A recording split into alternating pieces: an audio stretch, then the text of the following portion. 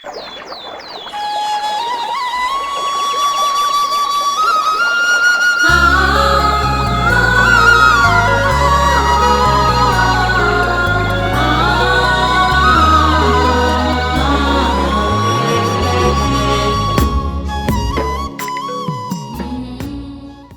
జీవితంలో చాలాసార్లు మన పరిస్థితులు మళ్ళీ కృంగదీస్తాయి.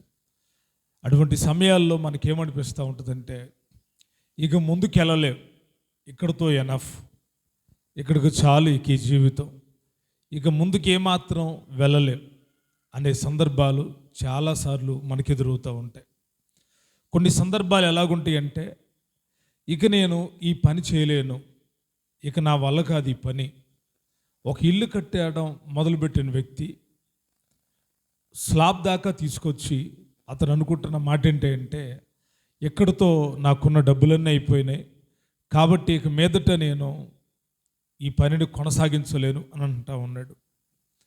పొలంలో విత్తనాలు వేసినటువంటి వ్యక్తి చేతికి పంట సరిగ్గా రాకపోవడం మూలాన ఇక వచ్చే సంవత్సరం మరలా నేను ఈ పంట వేయకూడదు, ఇక నేను ఈ పని చేయకూడదు అని అక్కడే విరమించాలి అనుకుంటున్న సందర్భాలు, అనారోగ్య పరిస్థితుల మధ్యలో ఆదరించే వాళ్ళు లేనప్పుడు, ఇక నేను ముందుకు వెళ్ళలేను, నన్నెవరు పట్టించుకోరు, నన్నెవరు చూడరు అనేటువంటి నిరాశ కలిగినప్పుడు, ఇక నేను ముందుకు వెళ్ళలేనటువంటి ఆలోచనతో నలిగిపోతున్న వాళ్ళు, వాళ్ళ ఆశలన్నిటిని వదులుకున్నటువంటి వాళ్ళు ఉన్నారు.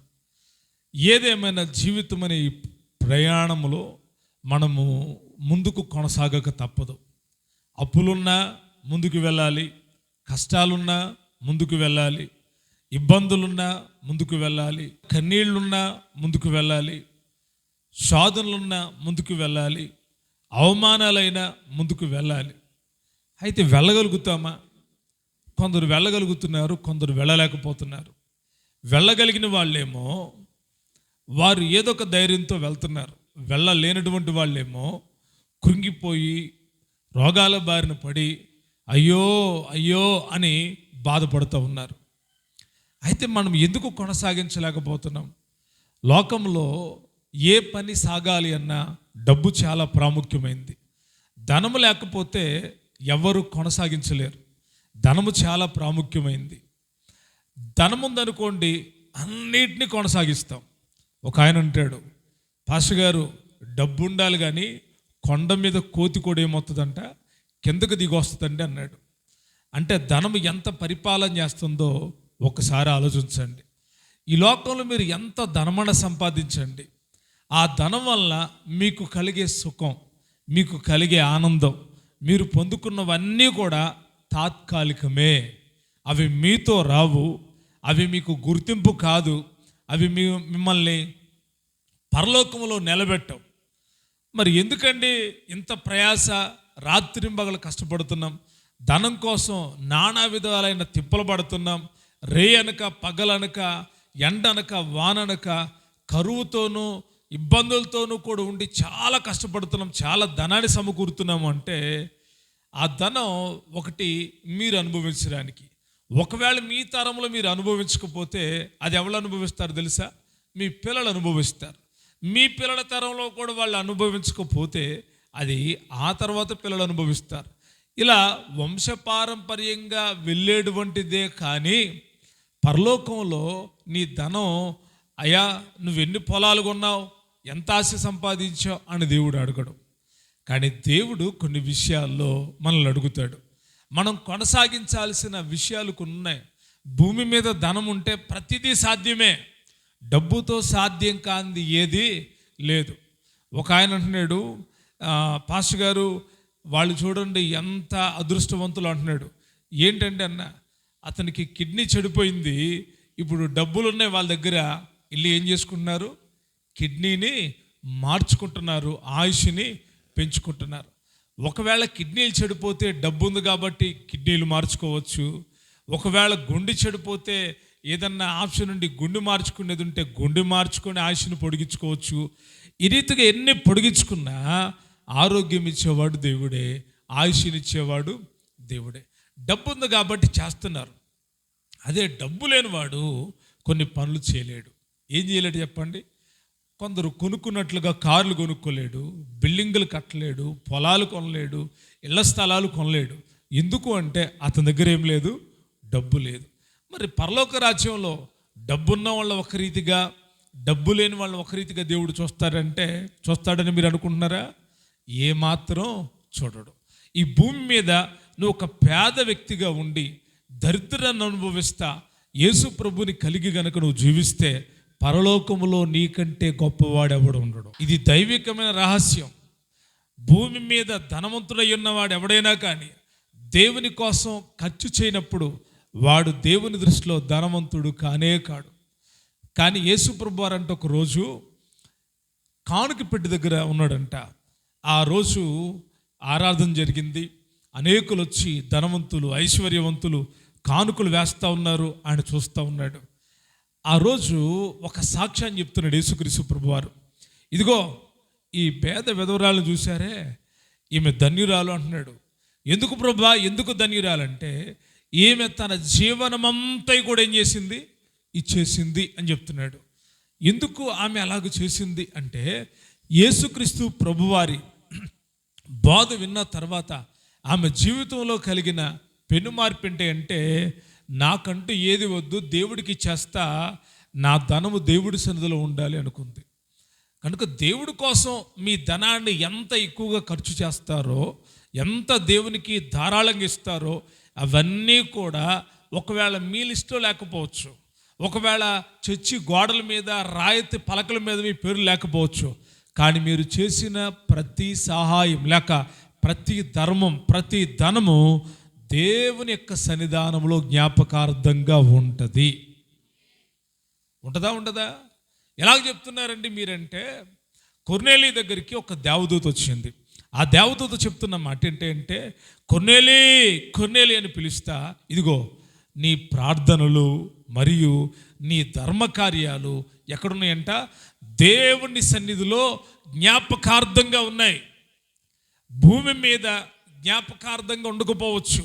అరే మేము చాలా ధనాన్ని ఇచ్చాం దేవుని సేవకుడికి, మా పేరు ఎప్పుడు చెప్పడే, మా ఊసి ఎప్పుడు ఎత్తడే అని కోరుకునేది కాదు. దేవుడికి ఇచ్చి ఆలోచించాల్సింది.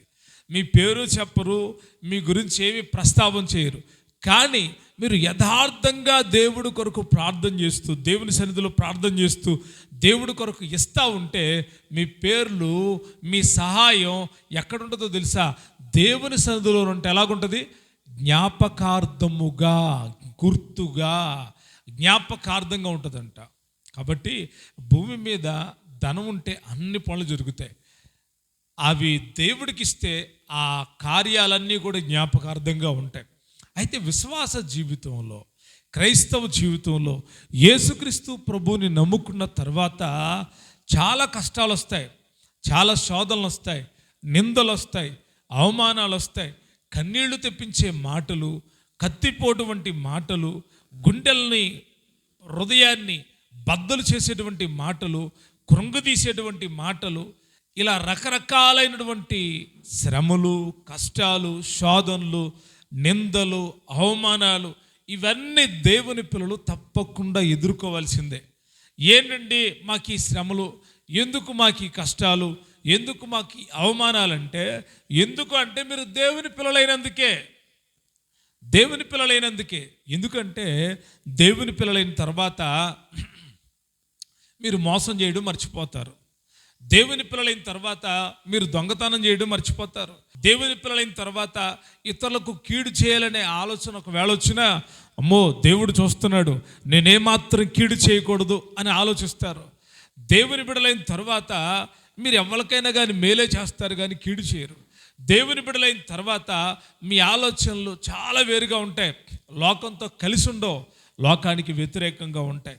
ఈ రీతిగా మీరు దేవుని పిల్లలైన తరువాత దేవుని కొరకు సమస్తాన్ని సృజించారు కాబట్టి మీకు శ్రమలు ప్రారంభమవుతాయి, మీకు కష్టాలు ప్రారంభమవుతాయి. ఎందుకంటే నీతిగా సంపాదించేటప్పుడు కొంచెం ధనమే వస్తుంది, అవినీతితో సంపాదించేటప్పుడు ఎక్కువ ధనం వస్తుంది. మనం ఒక్కోసారి కష్టపడతాము, ఆ ప్రార్థనకి రాకమునిపేమో మన కష్టానికి ప్రతిఫలం 90% ఉంటే ప్రార్థనకు వచ్చిన తర్వాత మన కష్టం అది 50కి వెళ్ళిపోయింది అనుకోండి, అప్పుడు చాలా బాధ కలిగిస్తుంది. ఏంటి ప్రభువా, నేను నిన్ను నమ్ముకోక మునుపు నా కష్టానికి ప్రతిఫలం 50% ఉంది, 90% ఉంది, కానీ ఇప్పుడు ఎంత అయిపోయింది? 50% అయిపోయింది. ఏంటి ప్రభువా అని మీరు దేవుణ్ణి అడగాల్సిన అవసరం లేదు. అయినా ఎంత నష్టపోయినా, ఎంత అవమానపరచబడినా, ఎంత కృంగుదల కలిగి ఉన్నా మన ప్రయాణం ముందుకు సాగాలా, ఆగిపోవాలా? సాగిపోట్లా. కొంతమంది కొన్ని రకాలైన వాటిలో చిక్కుబడిపోయి వాళ్ళ ప్రయాణం ముందుకి కొనసాగట్లా, అడుగులు ముందుకు పడతల్లా. ఏంటి కారణం అంటే అనారోగ్యమో, ఆర్థిక ఇబ్బందులో ఏవో మనిషిని కృంగదీస్తూ ఉన్నాయి. వాటి మూలాన మనిషి ముందుకు వెళ్ళలేకపోతున్నాడు, ముందుకి కొనసాగలేకపోతున్నాడు. అయితే ఈరోజు దేవుడు మీతో చెప్తున్నాడు, మిమ్మును ఆయన కొనసాగించే దేవుడై ఉన్నాడు. నేను వెళ్ళాలి అనుకుంటున్నా, నాకు కుదరట్లేదు. చెయ్యాలి అనుకుంటున్నా, కానీ నాకు సాధ్యపడట్లేదు. కానీ ఈరోజు ప్రభు నాతో చెప్తున్న మాట, మీతో చెప్తున్న మాట, మీ కార్యములన్నిటినీ మీరు ఎప్పుడైతే యేసు ప్రభు వారితో మీ జీవితాన్ని ప్రారంభించారో, ప్రారంభించిన నాటి నుండి మీ కార్యాలని కొనసాగించేవాడు ఒక ఆయన ఉన్నాడు. ఆయన ప్రభు అయిన యేసుక్రీస్తు వారు. కనుక ఆయన కొనసాగిస్తాడు. డబ్బుంటే అన్నీ కొనసాగుతాయి అనుకున్నాం కదా ఇంతకు మునుపు.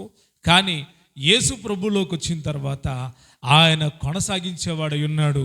ఈ వేటిని ఆయన కొనసాగిస్తాడో, కొన్ని విషయాలు ఎలా ఆయన కొనసాగిస్తాడో కొన్ని విషయాలు మనం తెలుసుకుందాం. చదువుదామా? హెబ్రీయులకు రాసినటువంటి పత్రిక 12వ అధ్యాయం 1వ వచనాన్ని ఒకరు గట్టిగా దయచేసి చదివి సహాయం చేయండి.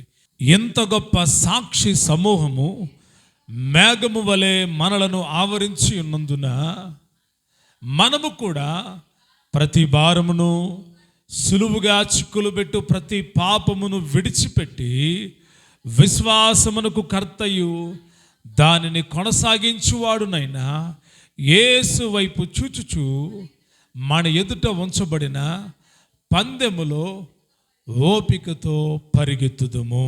చాలు. ఈ వాక్య భాగములో ఉన్న లోతైన సత్యాన్ని, లోతైన విషయాలు ఈరోజు మీరు తెలుసుకోబోతూ ఉన్నారు. ఈ వాక్యములో యేసుక్రీస్తు ప్రభువారు ఎటువంటి వాడై ఉన్నాడో, ఆయన మీకు ఎలా సహాయం చేయబోతున్నాడో, ఆయన కొరకు మీరు ఎలా జీవించాలో ఈ వాక్యంలో రాయబడి ఉంది. ఈ చదవబడిన వాక్యాన్ని మనము గమనించినప్పుడు యేసుక్రీస్తు ప్రభువారే మూలమై ఉన్నాడు. ఆయన అంటున్నాడు, మీలో విశ్వాసాన్ని కలిగించి దాన్ని కొనసాగించేవాడిగా యేసు ప్రభువారు కనబడుతున్నాడు. లోకములో డబ్బు ప్రాముఖ్యం, ఆధ్యాత్మిక జీవితంలో విశ్వాసము ప్రాముఖ్యం. విశ్వాసము లేకుండా దేవునికి ఇష్టంగా బ్రతకలేం. విశ్వాసం లేకుండా దేవుని కార్యాలు మనం చూడలేం. విశ్వాసం లేకుండా దేవునితో నడవలేం. విశ్వాసం లేకుండా దేవునితో మాట్లాడలేం. విశ్వాసం లేకుండా ఒక వ్యక్తి నీతిమంతుడుగా జీవించలేడు. విశ్వాసం లేకుండా పరలోక రాజ్యానికి మనము చేరలేం. అయితే దేని మీద విశ్వాసం, ఎవరి మీద విశ్వాసం, ఎంతకాలం ఉంటుందని విశ్వాసం ఈరోజు పరీక్షించుకోవాల్సిన అవసరత ఎంతైనా ఉంది. చాలామంది వారి వారి నమ్మకాలు రకరకాలుగా ఉన్నాయి, వారి వారి విశ్వాసాలు వేరుగా ఉన్నాయి. కొందరు చెట్టుని నమ్ముతున్నారు, కొందరు రాయిని నమ్ముతున్నారు, కొందరు పుట్టను నమ్ముతున్నారు, కొందరు జంతువులను నమ్ముతున్నారు. ఈ రీతిగా రకరకాలుగా నమ్మే వాళ్ళు ఉన్నారు. వాటిలో దేవుడు ఉన్నాడు అంటున్నారు, వాటిని కొలుస్తున్నారు. మనమైతే ఆ విశ్వాసములో ఉండడానికి పిలువబడలేదు. మనం పిలువబడిన విశ్వాసం, మనం రక్షించిన విశ్వాసం యేసుక్రీస్తు ప్రభువారు మాత్రమే. భక్తికి పునాది ఏంటో తెలుసా? విశ్వాసమే. విశ్వాసం లేకపోతే భక్తి లేదు. భక్తి ఉందంటే విశ్వాసం ఉంది, విశ్వాసం ఉంటే క్రియలు ఉంటాయి, క్రియలు ఉంటే భక్తి ఉంటుంది. ఈ రీతిగా ఒకదానికి ఒకటి అలుముకొని ఉన్నాయి. చాలామంది విశ్వాసులము అని చెప్తున్నారు, కానీ వారి లోపల విశ్వాసం కనబడట్లేదు. అల్ప విశ్వాసం కనబడుతుంది, కొద్ది విశ్వాసం కనబడుతుంది. ఆ కొద్ది విశ్వాసములో ఎలాగున్నారు? శిష్యులు అడుగుతారు, ఇదిగో ప్రభా, ఏంటి నేను ఈ చెట్టు ఇలాగ ఎండిపోయింది, నువ్వు ఒక్క మాట చెప్పగానే అంటే ఆయన అంటాడు, ఆవగింజంత విశ్వాసం మీకుంటే. ఎంతంట అంటే ఆవగింజంత విశ్వాసములోనే లేనటువంటి వాళ్ళు కూడా ఉన్నారు. అయితే ఈరోజు పరీక్షించుకోండి, విశ్వాసం ఎలా కలుగుతుంది, విశ్వాసం మనలో ఎలా అభివృద్ధి చెందుతుంది, మన లోపల విశ్వాసం ఉంటే ఏం జరుగుతుంది అంటే మనము సాతాను క్రియలను జయించగలుగుతాం, మనము రాజ్యాలను జయించగలుగుతాం. మన లోపల విశ్వాసం ఉంటే రోగము మనలో నుంచి బయటకు వెళ్ళిపోతుంది. మన లోపల విశ్వాసం ఉంటే మన అడుగులన్నీ కూడా ముందుకే వెళతాయి. మన లోపల విశ్వాసం ఉంటే అధైర్యపడం, మన లోపల విశ్వాసం ఉంటే తెగింపు వేరుగా ఉంటుంది.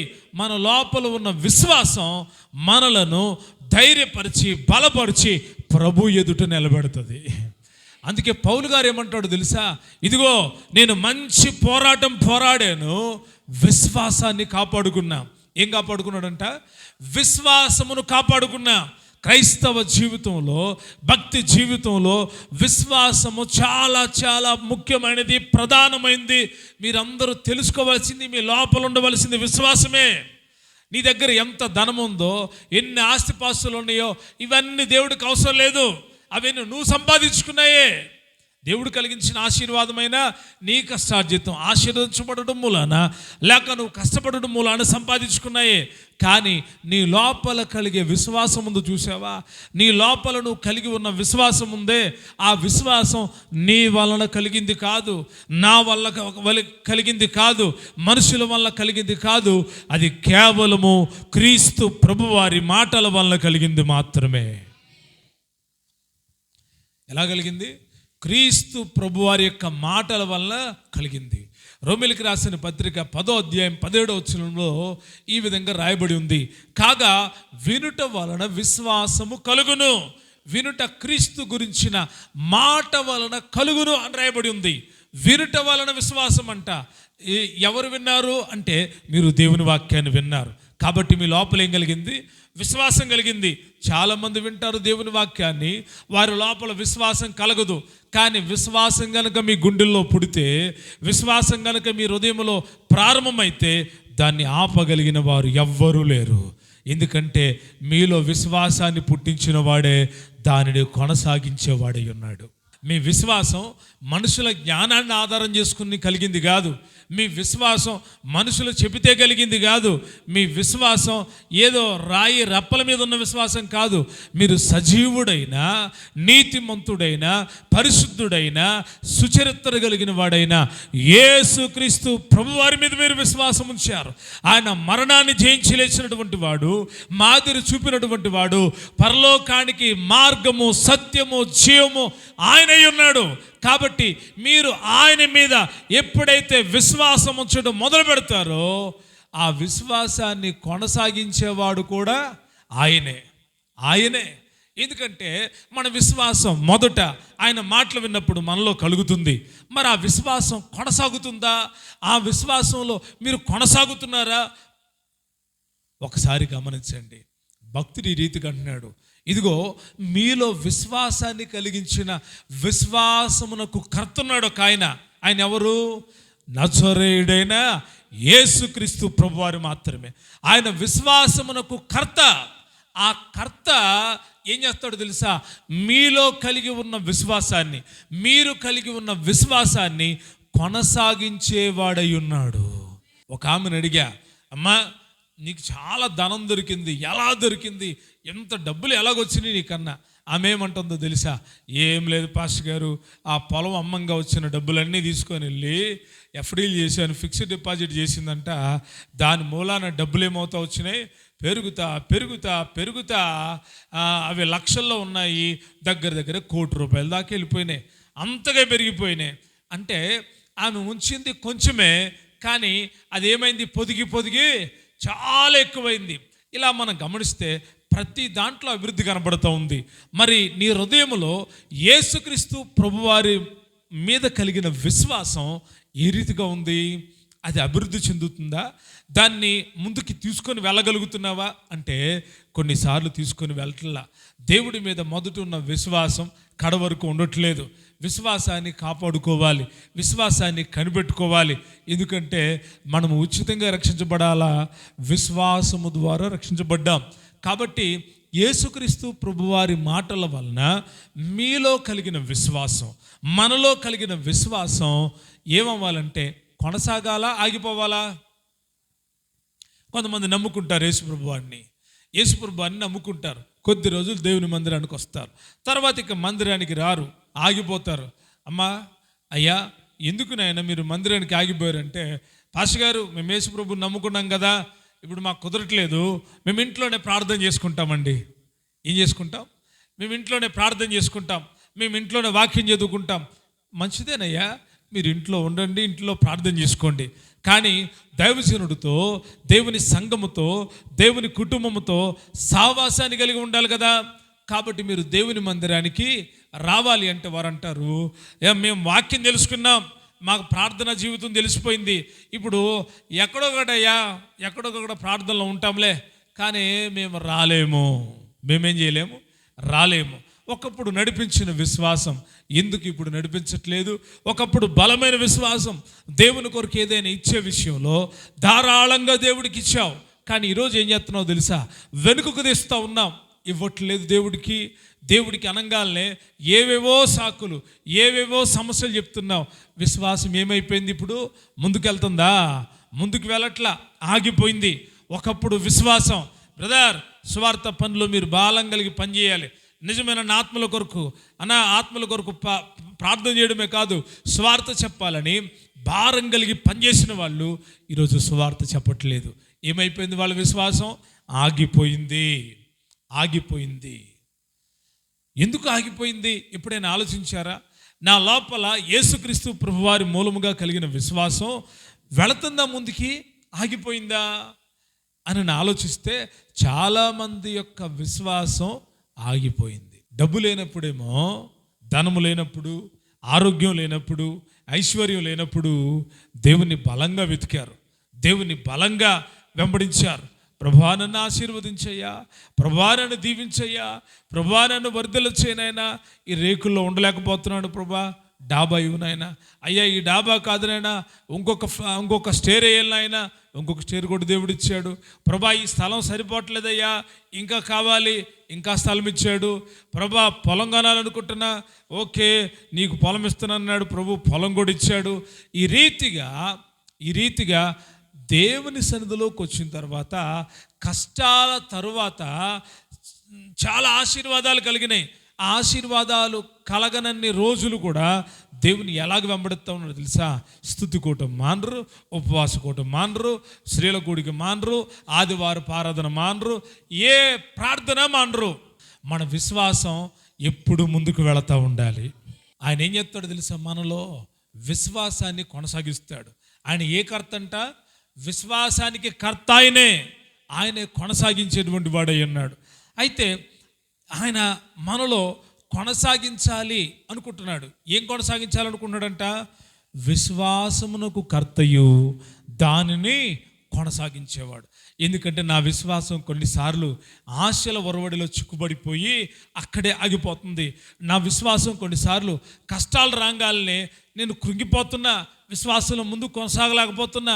కొన్నిసార్లు శోధన రాగాలనే విశ్వాసంలో బలహీనరాలైపోతున్నా, ముందుకి కొనసాగట్లా, ప్రార్థన చేయలేకపోతున్నా, దేవుని సన్నిధికి రాలేకపోతున్నా.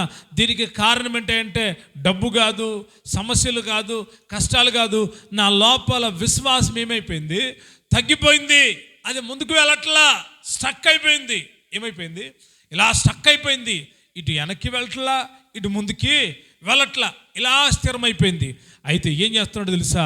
నా ప్రభు అంటున్నాడు, ఓహోహో నువ్వు ఆగిపోయావా? నువ్వు ఆగిపోకూడదు, దానిని నేను కొనసాగిస్తాను. నీవు ప్రభువు మీద విశ్వాసం ఉంచితే ఆయన దాన్ని కొనసాగిస్తాడు. ఎప్పుడు ఆయన కొనసాగిస్తాడు? నువ్వు చేయాల్సిన పని. ప్రభు ఏం చేస్తాడో చెప్పాను. ఏం చేస్తాడు? ఆయన విశ్వాసాన్ని ఇస్తాడు, దానిని కొనసాగింపజేస్తాడు. ఇప్పుడు నువ్వేం చేయాలి అంటే, నువ్వు చేయాల్సిన పనులు ఒక 4 పనులు నేను మీకు చెప్తాను. ఎన్ని పనులు? 4 పనులు మీరు చేయాలి. మొట్టమొదటిది, నిన్ను పిలిచి నీకు రక్షణ ఇచ్చిన యేసు ప్రభువారి వైపే చూడాలి. ఎటు చూడాలి చెప్పండి? ఎటువైపు చూడాలి? విశ్వాసమునకు కర్తయు దానిని కొనసాగించువాడునైనా యేసు వైపు. మీరు గమనించాల్సిన విషయం, మీ చూపు, మీ మొక్కాలు యేసు వైపే ఉండాలి. ఎవరి వైపు ఉండాలి? చాలాసార్లు మనం యేసయ్య వైపు చూడడం మర్చిపోతామా? కాదు. యేసయ్య వైపు చూడడం మానేస్తాం. మరి ఎవరి వైపు చూస్తాం? ఎవరు సహాయం చేస్తారో వాళ్ళ వైపు చూస్తాం, ఎవరు మనల్ని బలపరుస్తారో వాళ్ళ వైపు చూస్తాం, మనుషుల వైపు చూస్తాం. అవునా కాదు చెప్పండి? మనుషుల వైపు చూస్తాం. ఈ చూసేటువంటి విషయంలో చాలా చాలా లోతైన సంగతులు దైవ గ్రంథంలో ఉన్నాయి. లోతు భార్య అంట దేవుడు ఎటు చూడొద్దన్నాడో వెనుకకు తిరిగి చూసింది. ఏమైపోయింది? ఉప్పు స్తంభం అయిపోయింది. ఏమైపోయింది? కానీ అబ్రహాం అంట దేవుడు దేనికి శిల్పియో నిర్మాణకుడై ఉన్నాడో ఆ పునాదుల గల పట్టణం వైపు చూస్తూ ఉన్నాడంట. మనం ఎటువైపు చూడాలి తెలుసా? దేవుని తట్టే మన మొక్కాలు ఉండాలి, దేవుని వైపే మనం చూడాలి. ఈ విశ్వాసం కొనసాగించాలి దేవుడు అంటే నువ్వు దేవుని తట్టు చూస్తే ఆయన నీ విశ్వాసాన్ని ముందుకు తీసుకుని వెళ్తాడు. నీలో విశ్వాసాన్ని ప్రారంభించింది నేనే నీలో విశ్వాసాన్ని కొనసాగిస్తా. నేను కొనసాగించాలంటే నువ్వు నా తట్టు చూడాలి. పాత నిబంధన గ్రంథంలో రాయబడి ఉంటుంది, వారు ఆయన తట్టు చూడగా వారికి వెలుగు కలిగెను, వారి ముఖములెన్నడును లజ్జింపక పోవును. మనం ఆయన తట్టే చూడాలి, ఆయన తట్టు చూడాలి. ఎటు పడితే అటు చూడకూడదు, ఎటువైపు పడితే అటువైపు చూడకూడదు. ఏముందలేండి అని సరిగ్గా చూడలేదనుకో పాడైపోతారు. దావీదు చూడకూడని దృశ్యాన్ని చూశాడు, పడిపోయాడు. ఇలాగ దైవ గ్రంథంలో చూడకూడని వాటిని చూసి పడిపోయిన వాళ్ళు చాలామంది ఉన్నారు. అయితే మనం ఎటువైపు చూడాలి తెలుసా? యేసు వైపే చూచుదుముగాక. యేసు ప్రభు వారి వైపే చూడాలి. ఏ సమస్య వచ్చినా మోకరించి యేసు ప్రభు వారి వైపు చూడు. ఏ కష్టం వచ్చినా యేసు ప్రభు వారి వైపు చూడు. నిందించారా? యేసు ప్రభు వారి వైపే చూడు. అవమానించారా? యేసు ప్రభు వారి వైపే చూడు. నీ ముఖం ఎల్లప్పుడూ విజయాన్ని పొందాలంటే, నీ విశ్వాసం ముందుకు కొనసాగాలి అంటే, ఆయన నీలో ఉండి విశ్వాసాన్ని ముందుకు కొనసాగింప చేయాలి అంటే మీరు మొట్టమొదటిగా యేసు ప్రభువారి వైపే చూడాలి. రెండవదిగా ఏం చేయాలి తెలుసా? ప్రతి భారమును విడిచిపెట్టాలి.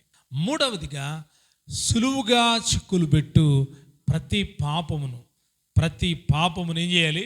విడిచిపెట్టాలి. సులువుగా చిక్కులు పెట్టు ప్రతి పాపమును ఏం చేయాలి? విడిచిపెట్టేసేయాలి. చాలాసార్లు సాతానుడు చాలా సులువుగా మనల్ని చిక్కుపెడతాడు. ధనం విషయంలో, స్త్రీ విషయంలో, ఘనత విషయంలో చాలా సులువుగా చిక్కులు పెడతాడు. ఆ చిక్కులను మనం ఏం చేయాలి? విడిచిపెట్టేసేయాలి. ఏం చేసేయాలి? ఎందుకో తెలుసా? నువ్వు యేసు వైపు చూస్తే ఈ పాపాన్ని విడిచిపెట్టేస్తావు. నువ్వు యేసు వైపు చూస్తే ప్రతి భారాన్ని విడిచిపెడతావు. ఒకటి యేసు వైపు చూడాలి, ప్రతి భారాన్ని విడిచిపెట్టాలి. మూడోది సులువుగా చిక్కులు పెట్టు పాపం ఏం చేయాలి? విడిచిపెట్టాలి. నాలుగవదిగా ఓపికతో పరిగెత్తాలి. ఓపిక అంటే కొన్నిసార్లు ఏనే బ్రదర్ ప్రార్థనకు రాలేదంటే అస్సలు ఓపిక లేదన్నా. ఏం లేదంట? అసలు ఓపిక లేదు. ఓపిక లేదా అంటే ఓపిక లేదన్నా అని అన్నాడు. నేనన్నా బ్రష్ చేసావా? చేశానన్నా. తిన్నావా? తిన్నానన్నా. తినటానికి ఓపిక ఉంది, బ్రష్ చేయడానికి ఓపిక ఉంది. దేవుడి సన్నిధికి రావడానికి ఏమి లేదంట, ఓపిక లేదు. నీరసం అన్నా, అస్సలు లెగుద్దామంటే లెగలేకపోతున్నా. ఏం చేయలేకపోతున్నాడంట? లెగుద్దామంటే లెగలేకపోతున్నాడంట. అటువంటి టైంలో వాళ్ళ ఫ్రెండ్ వచ్చి పిలిచాడు, రేయ్ నేను విజయవాడ వెళ్తాను, వస్తావా? నీరసంగా ఉన్నవాడు ఎట్టుంది? పడుకోవాలిగా. ఏం చేస్తున్నాడు ఇప్పుడు? అడావుడిగా లేచి పద వస్తున్నాడు అని చెప్పేసి బ్రష్ కూడా చేయకుండా వీడు విజయవాడ బరిగెడుతున్నాడు. దానికి ఉంది ఓపిక. మందిరానికి రమ్మనంగాలనే, ప్రార్థన అనంగాలనే చాలామంది చెప్పే సాకేంటి అంటే ఓపిక లేదు. ఏం లేదు? నేనంట నీకు ఓపిక లేకపోయినా సన్నిధిగిరా, డబ్బల్ బలం అవుతుంది. ఓపికతో విశ్వాసాన్ని కొనసాగించాలి. నీకు లోపల ఓపిక ఉంటే నీ విశ్వాసాన్ని కొనసాగించేవాడు యేసు ప్రభువారు. ఓపికతో కొనసాగాలి, ఓర్పు కలిగి కొనసాగాలి. సాతానుడు మిమ్మల్ని ముందుకు వెళ్ళవడు. మీ విశ్వాసాన్ని చెడగొట్టి మిమ్మల్ని భ్రష్టులు చేసి పరలోక రాజ్యానికి వెళ్ళలేకుండా వాడు అడ్డుపడాలనుకుంటున్నాడు. అయితే మీరు ఎప్పుడైతే యేసు ప్రభువారి వైపు చూస్తారో విశ్వాసంలో బలవంతులవుతారు. ప్రతి పాపాన్ని విడిచిపెట్టండి, భారాన్ని విడిచిపెట్టండి. విశ్వాసమునకు కర్త దాన్ని కొనసాగించే యేసు వైపు చూస్తూ ఈ విశ్వాసపు పరుగులో బలముగా ఓపికతో పరిగెత్తండి. మీ విశ్వాసాన్ని ముందుకు కొనసాగించే యేసు మీతో ఉన్నాడు. మీ ముందున్నాడు ఆయన మీ ముందున్నాడు. మీ విశ్వాసాన్ని ఏం చేస్తాడు తెలుసా? కొనసాగిస్తాడు. ఆ విశ్వాసం మీ లోపలుంటే మీరు ప్రార్థనలో బలహీనులుగా ఉండరు, మీరు దేవుడికి ఇచ్చే విషయంలో బలహీనులు కారు, మీరు ఏ కార్యాల్లో కూడా వెనుకంజ వేరు. ఎందుకో తెలుసా? మీ లోపల ఉన్న విశ్వాసాన్ని కొనసాగించేది మీరు కాదు, మిమ్మల్ని పిలిచి రక్షించుకున్న మీ ప్రభువారు. కాబట్టి ఆయన మిమ్మల్ని రక్షించుకున్నాడా? ఆయన కృపచేత విశ్వాసం ద్వారా మీరు రక్షించబడ్డారా? ఆయన రక్షణ అనుభవం మీరు ఉన్నారా? ఆయన మాటలు ఎందు విశ్వాసం ఉంచారా? ఆయన ఎందు వాక్యం ఎందు విశ్వాసం ఉంచారా?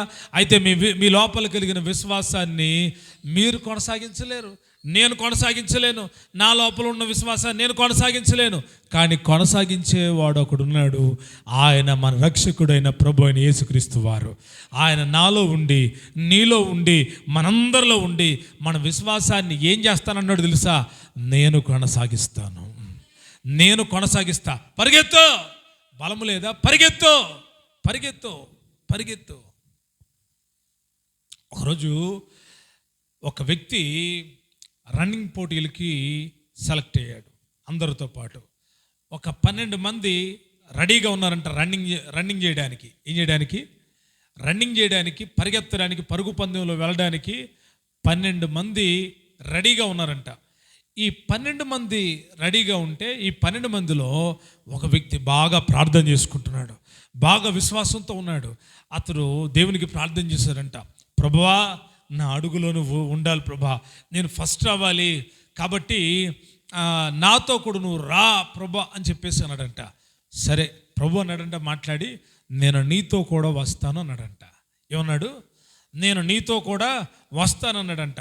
సరే ఆ తేదీ వచ్చింది, ఆ పోటీకి సమయం వచ్చింది. ఆ సమయంలో నిలబడ్డాడంట. అతని బ్లాక్లో, అంటే అతనికి ఉన్న మార్గం త్రూగేసిన బ్లాక్లో అతను నిలబడ్డాడంట. నిలబడి ప్రార్థన చేసుకొని కళ్ళు తెరిచి చూస్తే తన ఎదుర ఇంకొక వ్యక్తి ఎవళ్ళో నిలబడినట్టుగా కనపడుతుందంట. సరే అతను లోపల ఒక విశ్వాసం కలిగింది. ఆహా, నా ఎదుర నా ప్రభు ఉన్నాడని చెప్పి ప్రభు వైపు చూస్తూ ఆ అడుగులు చూస్తూ పరిగెడుతూ ఉన్నాడంట. అయితే కొద్దిసేపటికి అలసట వచ్చిందంట. అతనికి ఏమొచ్చింది? అలసట వచ్చిందంట. కొంచెం సొమ్మసిల్లిపోయేటువంటి పరిస్థితి ఏర్పడిందంట. ఆ సమయంలో అడుగులు తడబడుతున్నాయి. అప్పుడు దాకా కొంచెం ముందుగానే పరిగెత్తినవాడు, వెనకాల ఉన్నవాళ్ళు తన దాటి వెళ్ళిపోతున్నారంట. దాదాపుగా 10 మంది అతను దాటి వెళ్ళిపోయారు. 11వ వ్యక్తి కూడా దాటి వెళ్ళిపోతున్నాడు. అడుగుతున్నాడంట, ప్రభువా నాకు సహాయం చేయవా అని. అయితే అతనికి సహాయం చేయమని అడుగుతున్నాడు, కానీ కళ్ళు బయలుగమ్మేసి ఇంకా ఎదర మొదట కనిపించిన అడుగులు కనబడట్లా. అయినా పరిగెడుతున్నాడు. కళ్ళన్నీ బయలుగమ్మని అంట. అద్భుతమైన విషయం ఏంటంటే ఇతడు చూశాడు, లాస్ట్ ఇతడు అక్కడే ఉన్నాడు. అందరు ముందు వెళ్ళిపోయారు. వెనుకకు తిరిగి కూడా చూశాడు. అందరూ అడుస్తున్నారంట. అతని పేరు డేవిడ్ రా అని చెప్పేసి అందరూ పిలుస్తున్నారంట. ఆ మాటలు వినపడుతున్నాయి, కానీ ఇతనికి ఓపిక సరిపోట్లా. అతను అంటున్నాడంట, ప్రభువా జయమివు నాయనా అని అడుగుతా పరిగెడతా ఉన్నాడంట. అతనికి అడుగులు కనపడతల్లా. విచిత్రమైన అద్భుతమైన విషయం ఏంటంటే 11 మంది ముందుకెళ్తే ఇతడు మరలా ఆ నీరసంలోనే అంత వెనకొచ్చిన అతను భయంకరంగా పరిగెట్టి ఆ గోల్ని దాటి అవతలికి వెళ్ళిపోయాడంట. అందరికి ఆశ్చర్యం వేసింది. ఏంటి ఇంత వెనకమాలుండి ఇంత గ్యాప్లో అంత బలంగా పరిగెత్తాడు అని చెప్పేసి అందరు ఆలోచిస్తూ ఉంటే అతడు దాటి అవతాలికి వెళ్ళిపోయి కూర్చొని, ప్రభువా ఏం జరిగింది నాయనా, ఏం జరిగింది, నువ్వు నాకు మధ్యలో కనపడలేదే, ఇంత బలం ఎక్కడి నుండి వచ్చిందంటే ఆయన అన్నాడంట, ఇదిగో నా కుమారుడా, నేను నీకు ముందుగా ఉన్నా, పరిగెత్తావు, నువ్వు అలసిపోయావు, అప్పుడు నేనేం చేశాను తెలుసా, నీలోకొచ్చి నీతో పాటు నేను పరిగెత్తాను. నీకు విజయం ఇవ్వాలని, నీకు బహుమతి ఇవ్వాలని నీ లోపలికి వచ్చా నేను. అందుకే నువ్వు అంత బలంగా పరిగెత్తగలిగావు. ఈరోజు గుర్తుంచుకోండి, మన బలాన్ని నమ్ముకుంటే మనం ముందుకు వెళ్ళలేం. ఆయన మనతో గనక ఉంటే, మనలో గనక ఉంటే, మన విశ్వాసాన్ని కొనసాగించేవాడు మన ప్రభువు యేసుక్రీస్తు వారే. ఆయన మనలో ఉన్నాడంటే మనం ముందుకెళ్తామా, ఆగిపోతామా? మనం సొమ్మసిల్లిపోయినప్పుడు, మనం కృంగిపోయినప్పుడు, ప్రభా ఇక నేను ప్రార్థన చేయలేను, ఇక మందిరానికి వెళ్ళలేను, ఇక నేను ముందు కొనసాగలేను, నా బలం సరిపోట్లా, నాకు ధైర్యం రాట్లా, అవమానాలు ఉన్నాయి, కష్టాలు ఉన్నాయి, అప్పులు ఉన్నాయి, ఇబ్బందులు ఉన్నాయి, ఇరుకులు ఉన్నాయి, అన్ని సమస్యలు చెబితే ఆ సమస్యలన్నిటి నుంచి విడిపించడానికి, ఆ సమస్యల గుండా నిన్ను ముందుకు నడిపించడానికి, ఆ నీ విశ్వాసాన్ని కొనసాగించడానికి ఆయన నీలో ఉండి నీ విశ్వాసాన్ని కొనసాగించే దేవుడై ఉన్నాడు. మీకు అర్థమైందా? ఆయన ఎప్పుడు మనతో ఉంటాడు. మనం ఎప్పుడైతే బలహీనమవుతామో, మనం ఎప్పుడైతే కృంగిపోతామో, ఆయన ఏం చేస్తాడు తెలుసా, మనతో ఉన్న ఆయన ఎక్కడికి వస్తాడు, మనలోకి వచ్చి మన విశ్వాసాన్ని ఏం చేస్తాడు, కొనసాగించేవాడు.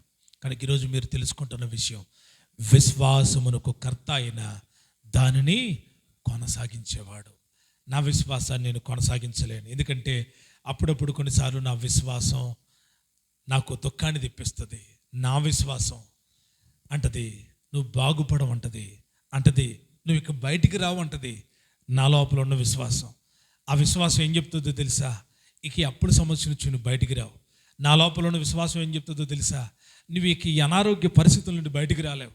నా లోపల ఉన్న విశ్వాసం ఏం చెప్తుందో తెలుసా, ఇక సంఘం పెరగదు. నా లోపల ఉన్న విశ్వాసం ఏం చెప్తుందో తెలుసా, ఎందుకు ఇంక ఈ సేవ, ఎవరు నిన్ను నమ్మట్లేదు, ఎవరు నీ దగ్గరికి రాట్లా, నువ్వు నేను చెప్పమన్నా చెబుతాను ఎవరు రాట్లా, ఎందుకు నీకు ఈ సేవ, వదిలేసేయి అని చెప్తుంది నా విశ్వాసం. నా విశ్వాసం ఏం చెప్తుందో తెలుసా, ఇక నువ్వు చేయలేవబ్బా, ఇక నువ్వు సేవ చేయలేవు అని చెప్తుంది. నా విశ్వాసం ఏం చెప్తుందో తెలుసా, ఇక నువ్వు దేవుడికి ఇవ్వలేవు అని చెప్తుంది. ఇది నా విశ్వాసం. అయితే నా విశ్వాసాన్ని నేను ఆధారం చేసుకుని ముందుకు వెళితే ఒక 2 అడుగులు 3 అడుగులే వేస్తా. కానీ నా ప్రభు మీద ఉంచిన విశ్వాసాన్ని ఆధారం చేసుకొని వెళ్తున్నా, ఆయన ఏం చేస్తాడో తెలుసా, ప్రతి అడుగులో నాతో ఉండి ప్రతి సమస్యలో గుండా ఆయన నన్ను నడిపిస్తున్నాడు. అగ్ని వంటి మహాశ్రమలు నన్ను ఆవరించిన ఆ అగ్ని శ్రమల్లో గుండా నాలో ఉండి నన్ను నడిపిస్తున్నాడు. ఆయన జలరాశులను ఏకరాశిగా నా ముందు నిలిచి నన్ను వెళ్ళనీయకుండా చేస్తున్నా, 2 పాయలుగా చేసి వాటి మధ్య 6 నేలను పెట్టి నాలో ఉండి నడిపిస్తున్నాడు ఆయన. ఆయన యందు నేనుంచిన విశ్వాసం, నా లోపల నేను కలిగి ఉన్న ఆయన మీద విశ్వాసం ఆయనే బలపరిచి, ఆయనే నాలో ఉండి నన్ను ఏం చేస్తున్నాడు తెలుసా, నడిపిస్తున్నాడు. నేను నడవలేను ప్రభు అన్నా కూడా నా ముందున్నట్టుగా కాకుండా నాలో ఉండి నన్ను నడిపిస్తూ ఉన్నాడు. నేను అధైర్యపడతానా, నేను కృంగిపోతానా, నేను సొమ్మసిల్లిపోతానా, ప్రతి మాటకు బాధపడతానా, ఏడుతో కూర్చుంటానా, కన్నీళ్లతోనే అలాగే కృంగిపోతానా? నెవర్. నేను అలాగుండను ఎప్పటికీ. ఎందుకు అంటే నా విశ్వాసాన్ని నేను కొనసాగించట్లా, నాలో ఉన్న విశ్వాసాన్ని కొనసాగించేవాడు నన్ను పిలిచిన నా ప్రభు. ఆయన నాతో ఉన్నాడు. నా విశ్వాసాన్ని ముందుకు నడిపించగలడు ఆయన. ఆగిపోదు నా విశ్వాసం. ఈ విశ్వాస యాత్ర ఆగిపోదు, ఇది సాగిపోతూనే ఉంటుంది. ఇది యేసుతో మొదలైన ప్రయాణం కాబట్టి ఈ ప్రయాణాన్ని ముగించేవాడు కూడా ఆయనే. అయితే నేనేం చేస్తాను తెలుసా, సాక్షి సమూహంలో ఉంటాను, ప్రతి భారాన్ని విడిచిపెడతాను, ప్రతి సులువుగా చిక్కులు పెట్టు పాపాన్ని విడిచిపెడతాను, ఓపికతో పరిగెడతాను. అంతకంటే ముఖ్యంగా నా ప్రభు వైపే ఎప్పుడు చూస్తాను, మనుషుల వైపు చూడను. వాళ్ళు వస్తారా వీళ్ళు వస్తారా, ఎవరొచ్చినా రాకపోయినా ఆరాధన జరిపించాలి, ఎవరొచ్చినా రాకపోయినా స్తుతి చెల్లించాలి, ఎవరొచ్చినా రాకపోయినా పరిచర్య ఆగదు. ఎందుకంటే దీనిని ప్రారంభించిన వాడు దేవుడే, దీనిని ముగించేవాడు కూడా దేవుడే, సేవకు పిలిచినవాడు దేవుడే, సేవలో ఫలింపజేసేవాడు దేవుడే, సేవలో ముగింపించేవాడు కూడా దేవుడే. మిమ్మల్ని పిలిచిన దేవుడు, మిమ్మల్ని అలాగుంచాలనుకుంటున్నా మీ విశ్వాసమును కొనసాగించేవాడు. అందరూ చెప్పండి, ఏ దేవుడు? మన దేవుడు కొనసాగించేవాడు. అందరు గట్టిగా చెప్పండి, ఏ దేవుడు? మనుషులు ఆపేస్తారండి. మనుషులు ఏం చేస్తారు తెలుసా? తమకు నచ్చినప్పుడు బాగా సాయం చేస్తారు, నచ్చలేదానికి ఏం చేస్తారు?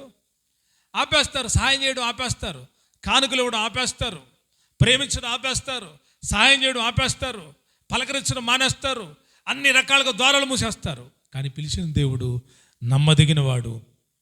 ఆయన ఎప్పుడూ కూడా మనకు కావలసిన వాటన్నిటినీ కొనసాగించే దేవుడై ఉన్నాడు. కొనసాగించే దేవుడై ఉన్నాడు. కరువులో అందరి ఇళ్లలో కరువు ఉంది, కానీ సారేపతి విధవరాలింట్లో కరువు లేదు. ఆ కరువులో ఎవ్వరు సాయం చేయట్లా, కానీ రాజుల భోజనం ఏలియాకు ఇవ్వబడింది. విశ్వాసం ఆగిపోయిందా? కొనసాగుతుందా? దాన్ని కొనసాగించిన వాడు దేవుడే. షడ్రకు, మేషకు, అబేద్నెగోలు అంటారు, అగ్నిగుండానికి భయపడట్లా, పిలిచిన దేవుడు వైపు విశ్వాసం ఉంచారు. మా దేవుడు ఉన్నాడు మాకు, ఆయన మమ్మల్ని రక్షించుటకు సమర్థుడు అని ధైర్యంతో ఉన్నారు. కాళ్ళు చేతులు కట్టేసి అగ్నిలో పడేస్తున్న వారి విశ్వాసం ఆగిపోలేదు. దాన్ని దేవుడు కొనసాగిస్తూనే వచ్చాడు. సింహాల మధ్యలో దానియేలు విశ్వాసాన్ని గమనిస్తే దానియేలు విశ్వాసం ఆగిపోలా, అది కొనసాగించబడతానే ఉంది. ఎవరు కొనసాగించారు ఈ విశ్వాసాన్ని అంటే పిలిచిన దేవుడు, రక్షించిన దేవుడు, ఏర్పరచుకున్న దేవుడు, కాపాడిన దేవుడు. ఆ దేవుడే ఈరోజు మన లోపల ఉన్న విశ్వాసాన్ని కూడా కొనసాగించేవాడై ఉన్నాడు. కనుక ప్రభు దగ్గర ఒక్క క్షణం మోకరించి, ప్రభువా నా విశ్వాసాన్ని కొనసాగించేయ్యా. పలు శ్రమలప్పుడు ఆగిపోతూ ఉంది, సాగిపోలేకపోతున్నా, కష్టాల మధ్యలో సాగిపోలేకపోతున్నా, నిందల మధ్యలో సాగిపోలేకపోతున్నా, నా విశ్వాసాన్ని కొనసాగించు అంటే ఈరోజు ఆయన మీ విశ్వాసాన్ని కొనసాగించే దేవుడై ఉన్నాడు. కనుక ఒక క్షణం మోకరించి ప్రార్థన చేసుకుంటారా మీకు మీరే?